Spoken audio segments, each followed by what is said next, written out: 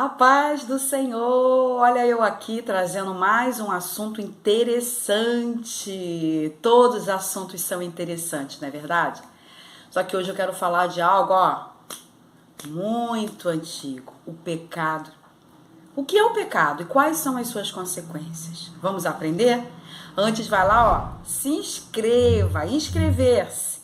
Tem o sininho, clica em todas as notificações e dá o seu joinha.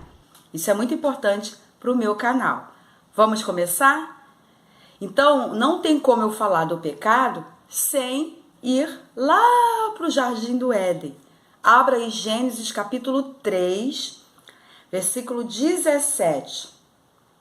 O texto diz assim: Deus agora ele começa a dar uma sentença. Ele vai dando sentença, tá?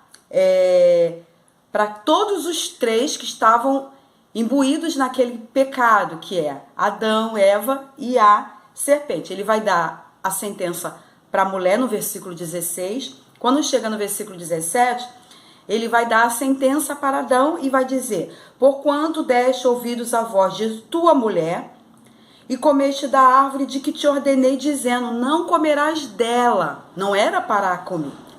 Qual é a consequência? Maldita é a terra por causa de ti. Com dor comerás dela todos os dias da tua vida.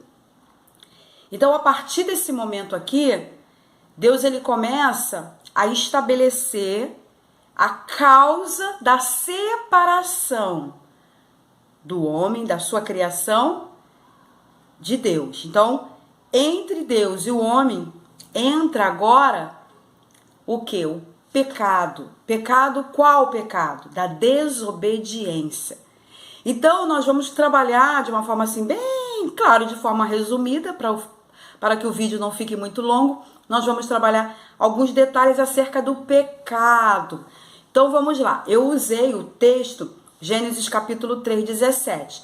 Então, Deus está agora dizendo para Adão que por causa da desobediência, tá? Porque Deus ele fala por causa de você, né? Porque quando você olha no versículo 16, ele vai dar a sentença para a mulher e vai colocar a mulher no lugar que ela deveria estar por causa da desobediência. E também o homem. Só que como o homem é o sacerdote e ele é a figura ali da cabeça, né? Então Deus ele começa agora a dizer que por causa de você, Adão, toda a terra passa a ser o quê? Amaldiçoada. Então, o que a gente vê dentro desse contexto, o quê? O homem transgredindo a ordem do Senhor. O que é o pecado? O pecado, a gente vai ver várias definições aqui, mas a gente junta e dá uma única definição, que é a transgressão da lei, dos preceitos, né? Da ordem de Deus. Então, quando o homem ele transgride, quando o homem ele não se submete ao mandamento de Deus, à ordem de Deus, ele passa o quê? Ele passa a estar debaixo de uma maldição. Qual é a maldição? A condenação. E a gente vai estar também esmiuçando acerca disso. Então, o que a gente entende aqui? Que a terra, quando a gente fala terra, a gente fala toda a criação. Ela passa a ser amaldiçoada. Inclusive, o apóstolo Paulo vai falar, porque por causa do pecado a natureza geme. Aí você observa os animais hoje que têm doenças iguais de ser humano. Você observa as pragas que destroem a natureza, a plantação, a floricultura. Tudo isso originado o quê? No pecado. Então o pecado ele atinge o quê? Toda a terra. Quando fala toda a terra, desculpe, está se referindo toda a criação. Só que nós vamos estar falando agora do pecado exclusivamente na criação do homem, que Deus coloca como a coroa da criação. Ele vai criando tudo e ele coroa, ou seja, como de tudo que ele fez é bom, ele coloca como a coisa mais excelente o homem, ok? Vamos abrir na carta que Paulo escreve aos Romanos, capítulo 1, Romanos, capítulo 1, o versículo 18. Anotei vários versículos ali Vamos lá, vou pegar minha lupa aqui. Romanos 1,18 nos diz assim. Vamos lá. Eu me enrolei, acabei indo para Coríntios 1,18. Diz assim: porque do céu se manifesta a ira de Deus sobre toda a impiedade e injustiça dos homens, que detêm a verdade em injustiça. Então, esse texto aqui, ele é rico demais, como todo texto, né? Mas eu quero estar falando especificamente dele, por quê? A ira de Deus, ela vem quando nós agimos, né, de forma injusta, porém considerando como se fosse uma verdade. E essa impiedade e injustiça que o homem pratica, ela atrai o quê? Ela atrai a ira do Senhor. Por quê? Porque a partir do momento que ele começa a rejeitar a palavra de Deus e começa a criar sua própria verdade e pegar o que é verdade literal de Deus, que é absoluta, porque a verdade de Deus ela é absoluta, quando o homem começa a pegar essa verdade e distorcer, esse homem ele começa a agir de forma o quê? Ímpia e injusta, como o próprio texto está dizendo aqui. E a consequência é a ira de Deus. Vamos caminhando para a gente poder entender de uma forma assim mais minuciosa. Então eu já sei que o pecado teve sua origem. O pecado, ele atrai a ira de Deus. É quando eu pratico algo que eu defino como algo que posso fazer, que não existe mal em eu fazer isso, só que aquilo está indo contra os mandamentos, contra a justiça de Deus, contra a santidade de Deus. E aí, de forma bem natural, a ira divina, a ira de Deus, né? A ira divina, ela vem o quê? Sendo derramada sobre a minha vida. Aí talvez essa pessoa que esteja praticando injustiça ou a impiedade, ela diga, mas eu tô tão bem, minha vida ela vai de vento em polpa. Só aí a gente vai estar falando acerca disso, da consequência da eternidade, que a gente vai falando dessa morte física, a morte espiritual e a morte eterna, ok? Então vamos avançar. Então, se o pecado ele teve sua origem, quais são as consequências desse pecado? Eu já coloquei logo no início que há uma separação, há um espaço, né, um afastamento. E eu quero ler em Romanos, capítulo 6, carta que Paulo escreve aos Romanos 6, versículo 23. Ele vai definir assim a consequência do pecado, porque o salário do pecado é a morte. Aí ele traz agora, na parte B, mas o dom gratuito de Deus é a vida eterna por Cristo Jesus, nosso Senhor. Vamos entender isso aqui. Porque o salário do pecado é a morte. Então, o pecado, ele tem uma retribuição. Qual é? A morte. Mas de que morte Paulo está se referindo aqui? Nós podemos aplicar esse texto de uma forma, dentro de uma escala, que é o que eu quero estar falando. Quando eu peco, a primeira morte que eu começo a viver é a morte espiritual. Mesmo que frequente igreja, mesmo que cante, mesmo que tenha um cargo, mesmo que tenha passado pelas águas no batismo, mesmo que seja o pastor, a pastora da igreja, mesmo que seja o líder, a líder, está em pecado, essa pessoa está morta espiritualmente. Por quê? Porque a prática do pecado, ela tem essa recompensa. A gente está falando da morte espiritual, ok? Também incluímos, como recompensa do pecado, a morte física. Então, essa prática da pessoa que já está morta espiritualmente, Deus pode e tem toda a permissão todo o direito de permitir e até mesmo de matar esta pessoa, tá? Matar, Marlene, sim, Deus mata, fere, cura, levanta. Por quê? Pela desobediência, pela falta de submissão à vontade de Deus. As pessoas já avisaram acerca do pecado e a pessoa insiste no pecado. Deus, ele mata.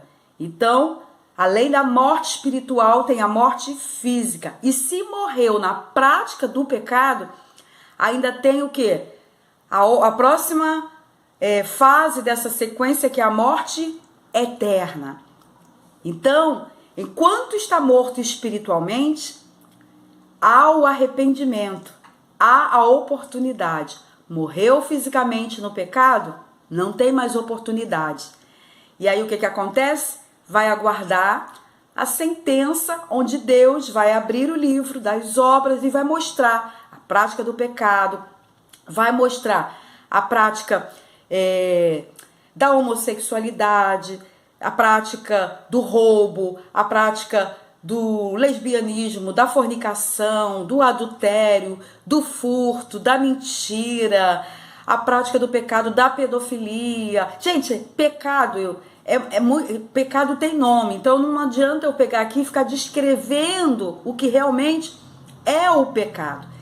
Então Deus vai abrir e vai mostrar, estas são as suas obras. E qual é a recompensa de obras que eu pratiquei conhecendo a verdade? Vai ser um lago onde terá fogo e enxofre, aceso e ardendo pelos séculos dos séculos.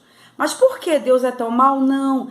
É que o homem que é mau rejeitou o amor, a palavra de Deus e se submeteu ao pecado, rejeitando o que Paulo diz assim: mas o dom gratuito de Deus é a vida eterna por Cristo Jesus. Então, por que Paulo está falando é a vida eterna? Porque o salário do pecado, a recompensa, é a morte eterna, tá? Vamos para a primeira carta de João, capítulo 3, versículo 8. Vamos lá. Diz assim: quem comete o pecado é do diabo, porque o diabo peca desde o princípio.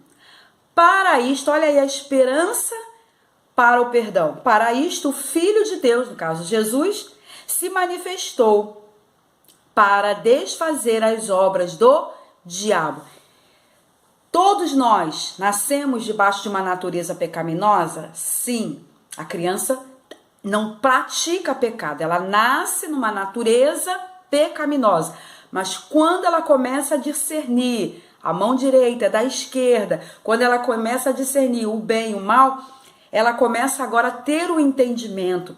E aonde é que ela precisa agora entender e conhecer o que agrada a Deus e o que não agrada, o que fere a lei de Deus e o que não fere a lei de Deus. Então, quem está cometendo o pecado, o apóstolo João está dizendo, é do diabo. Por quê?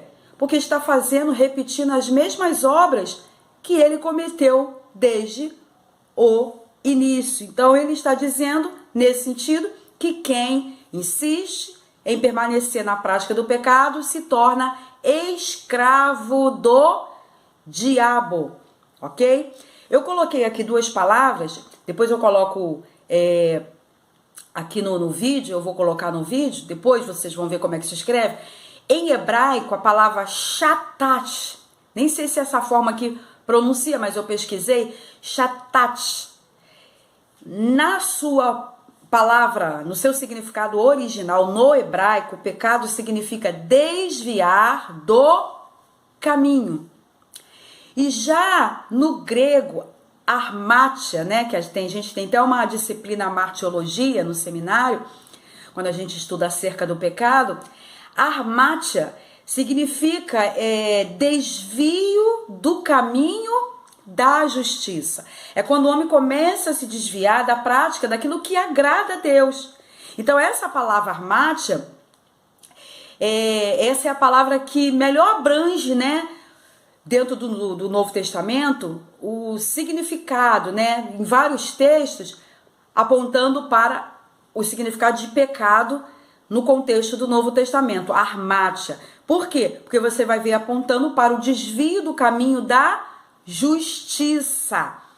Toda hora eu estou olhando para cá, porque eu estou em vários textos bíblicos, que esse conteúdo é muito rico, esse assunto é muito rico, e eu quero explorar alguns textos. Próximo é a primeira carta de Pedro, capítulo 1, versículo 16. Porque eu quero ler o versículo 15 também, porque ele está mais completo. Diz assim: Mas como é santo aquele que vos chamou, sede vós também santos em toda a vossa maneira de viver. Então aqui está falando da forma comportamental, né? A forma que eu vivo. Quem me chamou para me dar vida, para me perdoar, para me reconciliar com Deus, porque o homem ele tinha sido separado por causa do pecado. Quem me chamou? Então, como é santo aquele que vos chamou, que é Deus, que é santo, sede vós também santos em toda vossa maneira de viver. Porquanto escrito está, lá em Levítico capítulo 11, você vai observar isso. Levítico 11, versículo 44, Pedro vai citar: sede santos, porque eu sou santo. Então Pedro, ele está falando, ó, quem te chamou foi Deus, então siga o caminho que Deus propôs, a santidade. Aí quando a gente fala de maneira comportamental, a gente tem que analisar o quê? O que eu faço? O meu dia a dia, o meu cotidiano, as práticas que eu, habitualmente exerço, ela glorifica a Deus? Deus olhando, ele se agrada? Deus olhando, ele é glorificado naquilo que eu estou praticando? Quero ler aqui a primeira carta de João, capítulo 1, versículo 8. Versículo 8, e nós já estamos indo para o final do nosso vídeo. E eu encerro com esse texto aqui. Diz assim: se dissermos que não temos pecado... Queridos, eu lembrei agora, só rapidamente, deixa eu ver se eu acho. Eu só lembrei, na carta aos Romanos, no capítulo 5, versículo 12, diz assim: pelo que por um homem entrou o pecado no mundo. Quem? Adão. E pelo pecado entrou o quê? A morte. Assim também a morte passou a todos os homens. Por isso que todos pecaram. O que Paulo está querendo dizer aqui? Todos nós precisamos nos reconciliar com Deus. E qual é o caminho que nos conduz à reconciliação? Jesus Cristo. É o arrependimento das práticas do pecado, é a renúncia, é carregar a cruz até chegar naquele grande dia. Então, quando eu chego nesse texto que eu vou ler agora aqui, eu vou reconhecer o quê? Que tem o pecado, se arrependeu, pediu perdão. Quando eu falo pecado, eu estou me referindo à prática do pecado que te separa de Deus, que te impede de você receber a vida eterna. Diz assim: se dissermos que não temos pecado, enganamo-nos a nós mesmos e não há verdade em nós. Se confessarmos os nossos pecados, ele, no caso Jesus, é fiel e justo para nos perdoar os pecados e nos purificar de toda injustiça. Se dissermos que não pecamos, fazemo-lo mentiroso e a sua palavra não está em nós. Só que esse texto aqui não é base para as pessoas falarem: viu?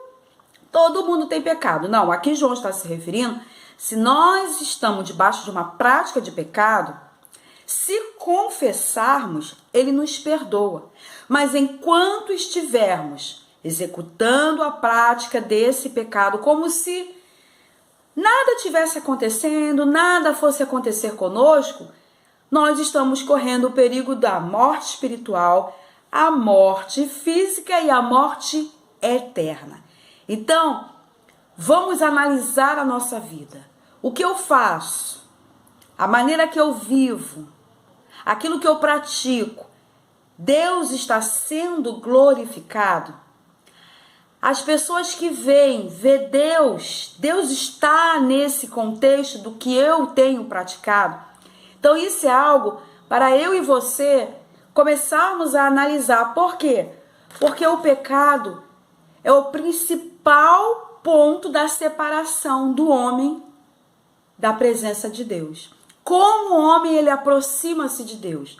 Quando ele reconhece o seu pecado, reconhece que precisa de perdão e recebe o perdão. Por isso que o Espírito Santo é o único que pode consolar do pecado, da justiça e do juízo. Aquele que tem pecado e não reconhece, ele precisa ser justificado. Aquele que for justificado, ele tem que entender que tinha um juízo sobre ele, mas se ele não quiser arrepender, se ele não quiser ser justificado, o juízo permanece sobre essa pessoa. Deus abençoe vocês. Nos encontramos no próximo vídeo. Se inscreva no canal, clique lá no sininho, ative todas as notificações e dê o seu joinha.